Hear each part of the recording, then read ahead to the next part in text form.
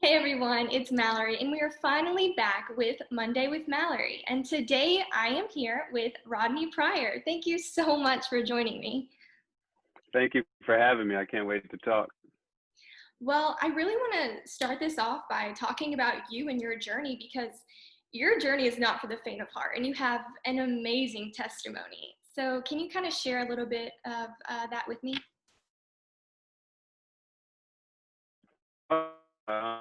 Grew up in up north of Chicago in Evanston, Illinois. Started playing basketball in middle school, and started to get good in high school. Didn't really have that many scholarship opportunities right out of high school.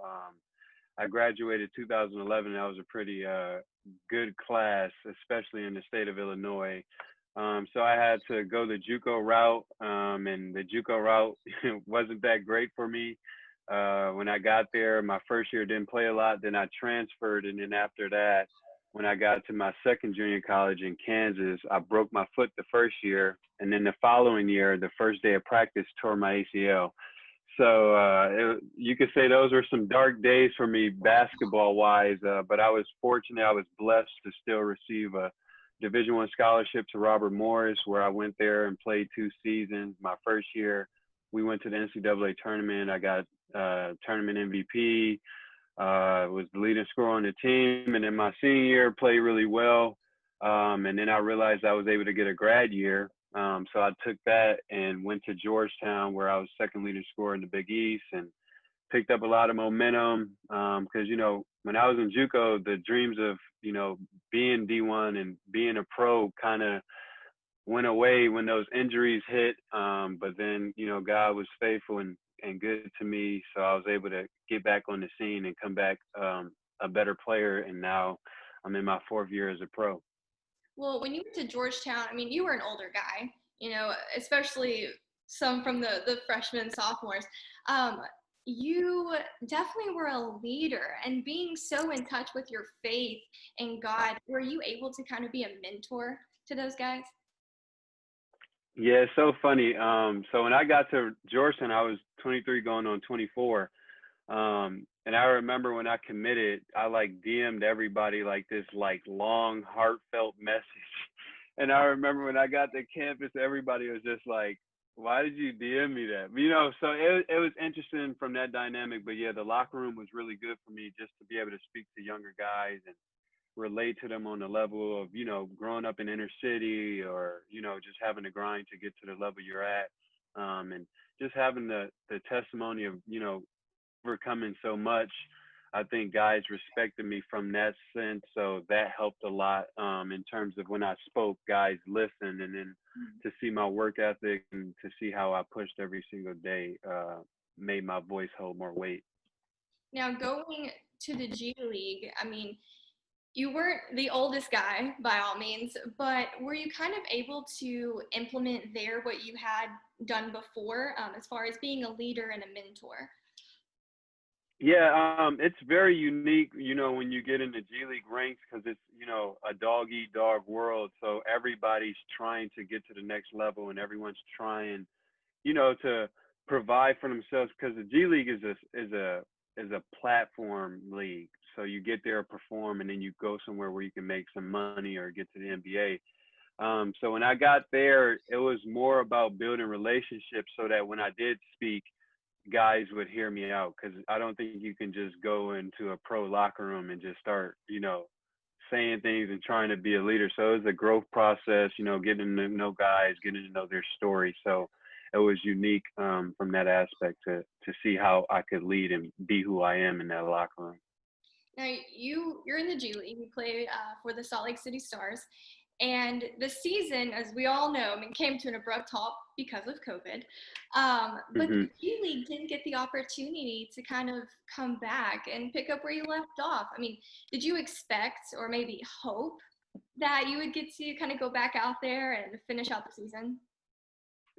The hope was there, but with the G League, the money's just not there, and the attention and notoriety isn't fully there. I think once the G League starts to branch off and not be, in a sense, the little brother of the league, then it have its course to where it can sustain through a virus like now. So I think, if more money could get put in the league, like this year we started a players union, so it'd be interesting to see what unfolds next. And so yeah, with the season being abruptly ended, sucked. I know a lot of guys, especially my team this year, we thought we had a good push to win the championship this year. So we wished it could have came back, but the reality is I don't think it had enough weight and foundation to sustain through it. Right. And, there isn't a lot of buzz going around in the G League except, the guys that have been called up and are playing in Orlando right now. But in the last week or so, we've heard a lot more about the select team. And I hope I'm going to say his name right. Prince Pal Singh, he is the very first one from India to graduate from the NBA Academy. What are your thoughts on the select team for the next season? I think that team could be something special, and I think it can be something the G League can get behind. We're building men up. I think, we talk about being more than an athlete. I think this team is unique because I think they want to bring in veterans, that can play alongside them, compete, but also mentor them, show them how to be a pro on and off the court. So I think that situation would be unique because it's like, instead of going to college, you can come into a pro atmosphere where you're in your major. Their major is building their brand and becoming a better basketball player so that, they can be in different marketing meetings. They can be in different business meetings and be able to present themselves at a level where, they're respected. So I think the select team will be special in that sense. And I think after you start to see the testimonies of these guys that come through and, their first year as a pro is just really good on and off the court, then it'll be more satisfying for guys to take that route versus going to college. Right. And or even straight to the league. Exactly. And the league is supposed to be an opportunity for these guys to take that next step. It's all about those stepping stones. And so I think that this select team is going to bring a lot of revenue, a lot of maybe new fan base. So I'm excited to see what's going to happen with that. It's going to be interesting for sure. But I want to kind of dive into the actual NBA now, that's stone. So they've been on a 20-week hiatus, and they're finally back in the bubble. What do you think is going to happen? Because all of them have tested negative, 0 cases, but the one Kings player who tested inconclusive and then negative for 2 days, I mean, organizations are fearing that this is going to affect, seeding positions and potentially playoffs. So what is kind of your thought process on all of this? Do you think it's going to affect the final outcome? Maybe. Right now we're kind of moving behind fear in the sense of like if one case sparked, then it's like we got to shut everything down. So I think if they can kind of get around that faster, then I don't know how much of an effect it would have, especially, with guys being disciplined enough to stay in the bubble and not move around so that they can say everyone is negative. So you don't have to walk around wearing masks and still having fearful thoughts. So I think if they can find a way to kind of keep guys within the bubble without having to leave, and life is going to happen. Like some people might have to leave. So just finding out a method. But yeah, I think it'll affect it because if some of the better players are leaving, for family issues or something, then the play of their team might change. So it'll be interesting to see how consistent they can keep cases from starting in the bubble. Right. And I mean, I've already seen so many players in and out because of family emergencies. And so I think it's going to be a tough call, but Adam Silver is handling everything great. Especially the kneeling for the national anthem. And Jonathan Isaac made a huge impact standing during the national anthem, but he was also attacked because it was part of his faith. That was the drive behind his decision. And, I just love the fact that he took his own word. So do you think that him making that decision maybe will spark the decisions of other players to maybe follow behind him? Yeah, definitely. I think guys who profess Christian and have an intimate walk with the Lord will have more confidence to do so. I know we live in a pressure impact society right now where when the current starts to go one way, we start to kind of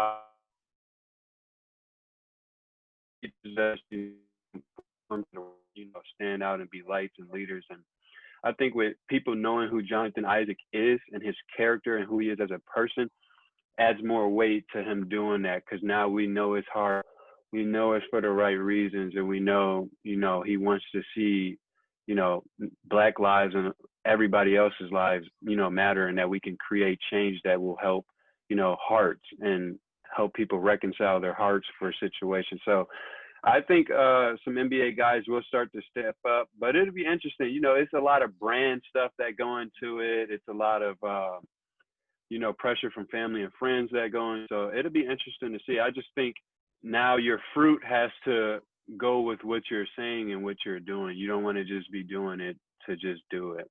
Right. And he also just tore his ACL, and there's been a lot of talk, a lot of backlash saying that, oh, that's what he gets. And, it stood out to me something that he said post game after he decided to stand. He said that all the world's problems, not only racism, is the true gospel of Jesus Christ. And so, do you see any correlation of what has happened with his injury and just kind of everything that led up to that? I think it's very unique, how God decides to use situations with injuries in specific for athletes. This is just a wonderful time for God to now shine through the valley of Jonathan's career. Making a stand like that, and you see such backlash, and then this happens, and everybody like, that's what you get. But in God's eyes, He's saying, I'm basically, giving you a chance to show genuine faith. That although this tragic event happened, like his post today, I'm sure was so uplifting and encouraging to his fans and people that look up to him, to see that he's still on fire for the Lord.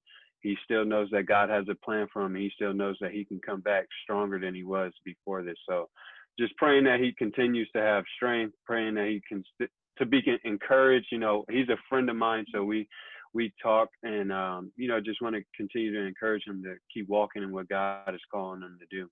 Right. I think that the way he's handling things is absolutely phenomenal, and I love his drive to share his Christianity and his faith. I love seeing it. I love people who aren't afraid to stand up for God and in their career, because the world, like you said, isn't very forgiving right now, and I hope that other guys can kind of take the moment and stand up for what they believe in. But for the league as a whole, all of that aside, they're here to play basketball. They're here to try and be the last team standing. And a lot of talk right now is obviously around the Lakers and the Bucks. What are your thoughts? What is your prediction for who that last team might be? It's interesting because this atmosphere is just different. I call it like the most elite pickup right now, although it is NBA games, because you don't have the crowd. You don't have 30,000 people on top of you. You're secluded to just all basketball players. So it reminds me of when you go to the gym to play pickup. It's just all hoopers there. So now different guys have a chance to step up. Have a chance to soar to a level that it hasn't been. A lot of guys are getting opportunities, so you might see a lot from different guys. I think this is going to be a playoffs where people you don't expect to start to shine is going to shine. And with the talk for the Lakers and the Bucks, it's clear that those two teams should, make it to the finals. So it'll be interesting to see about health, duration of how many minutes guys are going to be playing, and how consistently guys can continue to come together. I know for the Lakers, they got some added pieces and some pieces that aren't there. So it'll be interesting to see how guys begin to gel. As you know, it's only a few games before the playoffs start, so I can't wait to see what guys are going to step up. I'm excited to see how Jason Tatum's going to do at the Celtics. I know he just had his coming out party last night, so it'll be interesting. I think the guys, whoever can gel first, will give themselves a good chance to see themselves down the road. Right, and this has been a tremendous opportunity for those guys in the G League to kind of have their moment and step up. I mean, last night, Cameron Payne with the Suns, I mean, seeing him go off and, being around him, working in and around the G League, especially with the legends. I mean, it's amazing to see these guys kind of get that opportunity and get that spotlight. And it might have not have happened if it wasn't in this type of atmosphere. I mean, the Mavs are going to the playoffs for the first time since like 2016. I mean, it's like you said, it's going to be very interesting. The teams that you might not have expected if it was just continue of regular season and being normal and no COVID. So, yeah, I'm anxious to see. So, yeah, I'm interested to see for Dallas too with Luka and Porzingis, because if you get those guys, playing at a level we know they can play, who knows who can beat them? So it'll be interesting. I think the stars are going to have to step up and play at a high level and carry their guys. No, I mean, I agree 100%, but that's all I have. I mean, I really enjoyed loving talking basketball with you and really talking about faith and basketball and how it can be won. I really hope that guys can continue to realize that can happen. But thank you so much for your time today. Yeah, thank you for having me. Yeah, I love to be able to just get transparent. I think that's the next step we're going to have to take within, our platforms, is to be transparent, to let people hear our stories, because I think when you're transparent, people can understand why you do what you do. Sometimes if we're not transparent and we're kind of keeping to ourselves our lives, when we decide to take a stand or take a knee or do whatever we have to do, people might not understand why. But once our fruit begins to show and we start to be transparent about who we are as people, when we do make these bold decisions, people will understand why and stay away from the backlash. Right, and it's been great to see guys kind of come out of their shell and stand up for what they believe in. I feel like it's kind of become the statement of just play basketball, do what you're supposed to do, and not address things that are going on in the world today. So it's been very enlightening to see that. And I hope that it continues to happen, because this is the spark that's going to make change, and let's keep the momentum going. Yeah, definitely. I definitely agree.